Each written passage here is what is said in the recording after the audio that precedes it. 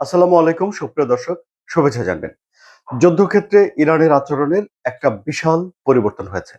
অর্থাৎ যুদ্ধের কৌশল বদলে দিয়েছে ইরান। কিভাবে এই পরিবর্তন হলো, কি পরিবর্তন হলো? মার্কিন প্রেসিডেন্ট ডোনাল্ড ট্রাম্প শুধু ইরান যুদ্ধ নিয়ে আলোচনা করার জন্য একটা মন্ত্রিসভার বৈঠক ডেকেছিলেন। সে বৈঠকে যুক্তরাষ্ট্রের ক্রমবর্ধমান মূল্যস্ফীতির বিষয়টিও আলোচনা হওয়ার কথা ছিল। ঠিক যে সময়ে ডোনাল্ড ট্রাম্প এই বৈঠক করছেন, ঠিক সেই সময়ে ইরান যুক্তরাষ্ট্রের মনে তীব্রভাবে কষ্ট পাওয়ার একটা তথ্য বাজারে ছেড়েছে। কি সেই তথ্য? এই কন্টেন্টে এসবই আলোচনা করব। আমি আনোয়ার সাদি আপনাদের সঙ্গে রয়েছি। মার্কিন প্রেসিডেন্ট ডোনাল্ড ট্রাম্প আগেই ঘোষণা দিয়ে তার অবকাশ যাপন কেন্দ্রে এই মন্ত্রিসভার বৈঠক ডেকেছিলেন। বৈঠকের এজেন্ডা একটি, সেটি হলো যে ইরান যুদ্ধ এবং ইরান যুদ্ধের কারণে যে মূল্যস্ফীতি তৈরি হচ্ছে যুক্তরাষ্ট্রের ভেতরে তা কিভাবে কমানো যায় সেটি। যখন বৈঠক চলছে একদিকে, অন্যদিকে ইরানের ইসলামী বিপ্লবী রক্ষী বাহিনী আইআরজিসি একটা বিবৃতি দিয়েছে, যে বিবৃতিতে তারা দাবি করেছে যে যুক্তরাষ্ট্রের পাহারায় থাকা দুটো তেলের ট্যাঙ্কারে তারা হামলা করেছে হরমুজ প্রণালীতে। অর্থাৎ যুক্তরাষ্ট্র তাদের সামরিক শক্তি দিয়ে পাহারা দিয়ে ইরান যে পথ নির্ধারণ করেছে হরমুজ প্রণালীতে, তার বিকল্প আরেকটা পথ তৈরি করে জাহাজকে পারাপার করে দিচ্ছিল। যুক্তরাষ্ট্রের হেফাজতে আছে এমন দুটো জাহাজে ইরান হামলা করেছে। এটি হলো ইরানের তরফ থেকে জানানো হয়েছে। এই যে এই ঘটনাটি, এটি ইরানের যুদ্ধে আগ্রাসী ভূমিকা অর্থাৎ কঠোর ভূমিকা নেয়ার প্রমাণ হিসেবে এখন সামনে এসেছে। এই যে যখন দুটো তেলের ট্যাঙ্কারে হামলা হলো, আরো 4টি জাহাজ যুক্তরাষ্ট্রের দেখানো পথে রওনা হয়েছিল। তারা সঙ্গে সঙ্গে থেমেছে এবং ইউটার্ন করে উল্টো ঘুরে চলে এসেছে বা দিক পরিবর্তন করে ফেলেছে। তারা আর ওই পথে যায়নি। এখন ইরান কড়া বার্তা দিয়েছে যে পরিস্থিতি যাই হোক না কেন, তারা যেই রোড নির্ধারণ করে দিয়েছে হরমুজ প্রণালীতে, সেই রোড দিয়েই যাতায়াত করতে হবে জাহাজগুলোতে। এবং জাহাজ চলাচল হরমুজ প্রণালীতে প্রচুর কমে গেছে। আপনারা জানেন তেলের বাজার আবারও চড়া হয়ে উঠেছে। ব্যারেল প্রতি $90 বিক্রি হচ্ছে। তেলের বাজার যদি অস্থির হয়ে ওঠে, তার ডোনাল্ড ট্রাম্পের উপরে, তার দেশের ভিতরে এবং দেশের বাইরে নানানভাবে চাপ তৈরি করে। এবার আসুন মূল্যস্ফীতির বিষয়ে বলি। না, তার আগে এই যে ইরানের যে যুদ্ধ পরিবর্তন করা, মানে যুদ্ধের নীতি পরিবর্তন করার যে কথাটি বলছিলাম, সে কথাটা শেষ করি বরং। আপনাদের মনে আছে যে জর্ডানে হুট করে ইরান একটা আক্রমণ করে ফেলেছিল। তখন যুক্তরাষ্ট্র দাবি করছিল যে তারা যুদ্ধ বন্ধ রেখেছিল এবং যুক্তরাষ্ট্র এটির তীব্র সমালোচনা করেছিল। সাধারণত ইরান করে কি, যখন আক্রান্ত হয়, একটা আক্রমণ তার উপরে হয়, সে আক্রমণ ঠেকানোর চেষ্টা করে, তার আকাশ প্রতিরক্ষা ব্যবস্থা ব্যবহার করে।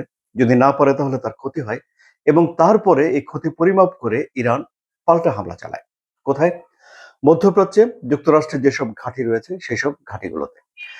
আক্রমণ করার সময় ইরান বিবেচনা করে যে তার সামরিক স্থাপনা ক্ষতিগ্রস্ত হয়েছে কিনা। যদি হয় তাহলে সামরিক স্থাপনায় হামলা করার চেষ্টা করে।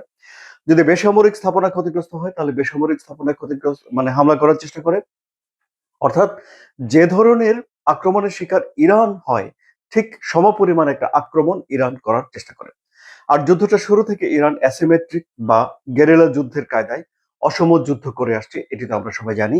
কিন্তু এখন আমরা দেখতে পাচ্ছি যে ইরান থ্রেট মনে করলে নিজে থেকেই আক্রমণ করে বসছে। মানে যদি ইরান মনে করে যে এখানে ঝুঁকি রয়েছে, তাহলে ইরান আক্রমণ করছে।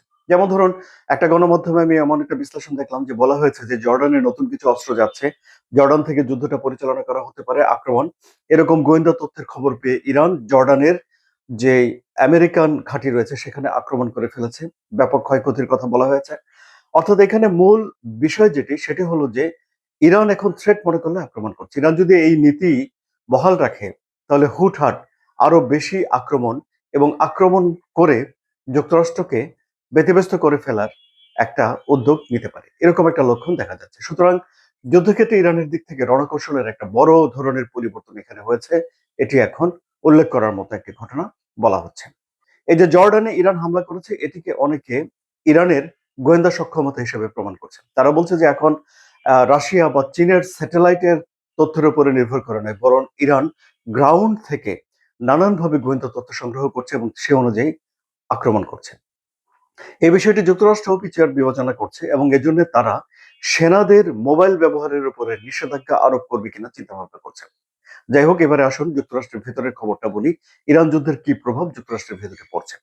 একটা জরিপ হয়েছে, যে জরিপে যুক্তরাষ্ট্রের ৩ জন মানুষের মধ্যে মাত্র একজন মানুষ এই ইরান যুদ্ধকে সমর্থন করছে। অর্থাৎ ২/৩ মানুষ যুক্তরাষ্ট্রের তারা এখন ইরান যুদ্ধকে পছন্দ করছে না। অর্থাৎ এটি একটা অজনপ্রিয় যুদ্ধ হয়ে গেছে।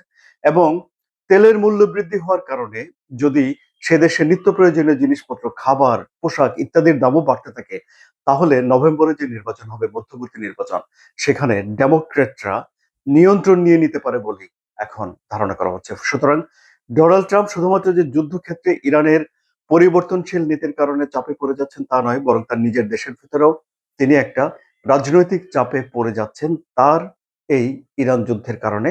এটাই এখন ধারণা করছেন বিশ্লেষকরা। আপনাদের কি ধারণা, কোন দিকে যাচ্ছে এই যুদ্ধ পরিস্থিতি? আপনাদের মতামত কমেন্টে জানান। আমি আশা করি যে এই আলোচনা আপনাদের ভালো লেগেছে। যদি ভালো লাগে তাহলে লাইক দিন, শেয়ার করুন এবং ভূ রাজনীতির জটিল বিষয়গুলো সহজ সরল ভাষায় অল্পতেই বুঝে ফেলার জন্য সাবস্ক্রাইব করে চ্যানেলের সঙ্গে থাকুন। আবেগী একপাক্ষিক প্রচার প্রচারণা, প্রপাগান্ডা নয়, যা ঘটছে তার বাস্তবতার নিরিখে নিরপেক্ষ বিশ্লেষণ জানার জন্য এই চ্যানেলের সঙ্গে থাকুন। ধন্যবাদ সবাইকে।